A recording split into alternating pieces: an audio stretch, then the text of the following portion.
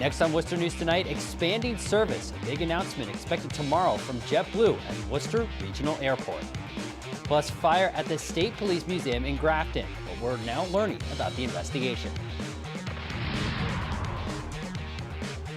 Good evening. Thank you for joining us. I'm Andy Madison. More than 3 years, JetBlue has offered daily service out of Worcester Regional Airport to Florida, and more flights could be coming. Tuesday, Massport and the airline is announcing more air service out of Worcester, and sources confirmed to us it will involve a major hub in the Northeast. Since touching down in Worcester, JetBlue has daily flights to Florida, which many take advantage of in the winter months. Very convenient. It's really the easiest airport I've ever been in. It's beautiful and convenient and easy. And if they flew to West Palm Beach, I would be in heaven. I'd probably come up here more often. Passengers wanting more flights may get their wish soon. The airport is expected to announce tomorrow they're adding flights to Worcester. Travelers we spoke with coming in from Florida had a few suggestions on where JetBlue should fly next. Non-stop from Worcester, Las Vegas would be wonderful. My son lives in New York, so that would make life a lot easier, too, to go from New York to here. New York City could end up being the next stop for JetBlue out of Worcester, which would link the airport to more international flights, a move which would be a positive sign toward expanding the city's profile. But I think the airport is vital. If Worcester's going to be a vibrant city and attract people that want to improve Worcester, I think we need this service. Now, sources tell Worcester News Tonight that daily flights to New York City should begin by the end of the year. Well, tonight, the Worcester community is in mourning at the loss of 36-year-old Neil Fingleton. At 7 foot 6 inches tall, Fingleton was the tallest basketball player at both Holy Name High School and the College of the Holy Cross. A native of England, he came to the United States at 16 years old. According to reports, he passed away Saturday from heart failure. Fingleton spent 2 years at the University of North Carolina before transferring to Holy Cross. Tonight, the community is remembering him as loving and fun to be around. Named to him, the big fella, like everyone else would call him. But, you know, we had this special little relationship, you know, between the two of us just from working with him. But overall, really kind-hearted, you know, outgoing. In addition to playing professional basketball, Fingleton also has quite the acting resume, appearing in the HBO show Game of Thrones, as well as Doctor Who. A weekend fire damages part of the Massachusetts State Police Museum and Learning Center. Today, the state police and the fire marshal got a look at what was destroyed. Our Rosalind Flaherty reports. A piece of history is almost lost when fire damages the Massachusetts State Police Museum in Grafton. We have artifacts going back to the 1800s. The salvage covers firefighters placed on artifacts saved them. The museum says some of the pieces are irreplaceable. That eliminated the water damage over the display cases. It eliminated a lot of soot going in there that the smell and stuff could have gone into. Grafton police responded to the museum Saturday night after the fire's heat caused windows to break, setting off a burglar alarm. The 2-alarm fire started in the second-floor conference room. Workers were refinishing wood earlier in the day. Rags from that were not properly disposed of at the conclusion of the workday. The rags ignited, leaving most of the damage in the conference room. But we have heavy smoke damage throughout. Some artifacts on the second floor are covered in soot, but this badge from 1865 was saved. Silver. It could have very easily melted and been gone forever, and it's not like we have tons of them. It was the only one we have. Massachusetts State Police Colonel Richard McEwen toured the museum Monday. The museum is run by volunteers and supported by donations.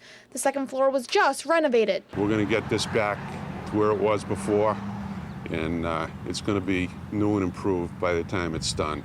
The museum for the country's oldest law enforcement agency is closed for now, but volunteers are hopeful they will reopen soon. The state police was the first and the finest, and we will continue to be the finest because we will not shut down. We will rebuild. I don't care if I have to put a tent out here with our artifacts during our business hours. That's what we will do. Rosalind Flaherty, Worcester News Tonight. 4 people have been charged after a hit-and-run accident in Auburn earlier this month, which hospitalized a 29-year-old man with serious head injuries. Police say 2 men and 2 women went to buy heroin from the victim on February 6th. At some point during the transaction, 2 male suspects took all of the heroin and drove off. According to the police, the victim jumped onto the car, was eventually thrown off. Arrest warrants have been issued for Brian Downs and Sebastian Burke for larceny from a person. Jessica Auburn and Gabriel Ebert will be summoned to Worcester District Court to face charges including accessory after the fact. Surveillance video captures a man accused of 2 armed robberies in Worcester. Police shared these pictures of the suspect, say the robberies happened last week. The first incident was at Honey Farms on Thomas Street. According to police, the suspect threatened the clerk with a knife and demanded money.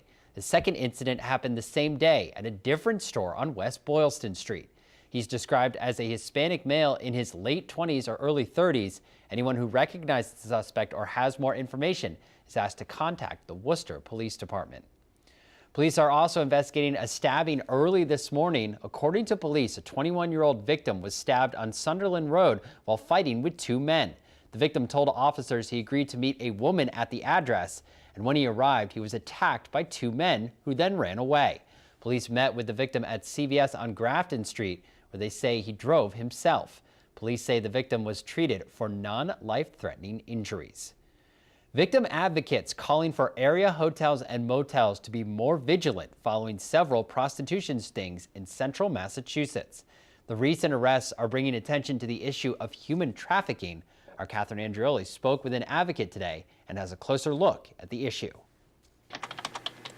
It only takes 1 click for a victim of human trafficking to be sold online. Police say some websites are a marketplace for human trafficking, and area hotels are becoming a hotspot for these crimes. We see the advertisements and we get complaints.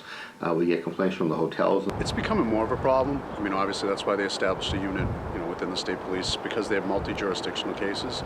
So you end up with, they may end up in hotels in Auburn, Westboro, Northboro. Police conducted several stings this year at hotels in both Northboro and Auburn. They say the Worcester area has become a prime location for trafficking. We have 495, Route 9, the Mass Pike. We're right where they all meet. They get off the Mass Pike, they're right at the hotel within 2 miles. Nicole Bell is an outreach specialist for victims of human trafficking. She says more needs to be done to crack down on trafficking at hotels. And asking the hotels what kind of training they have around this, and basically people at the front desk said none. According to humantraffickinghotline.org, more than 7,000 cases of sex trafficking were reported in the United States in 2016. Police say they are working to develop training at hotels to help workers spot victims of trafficking. Police need to do more training, and I think we're going to work with the high-risk victim unit on coming up with a specific training for our hotels so that they know what to look for. Bell says many victims struggle with substance abuse and are often afraid to come forward. Women start to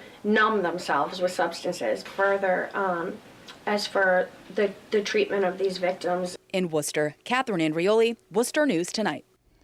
Dining out in Worcester is a little more affordable right now as dozens of restaurants participate in Restaurant Week.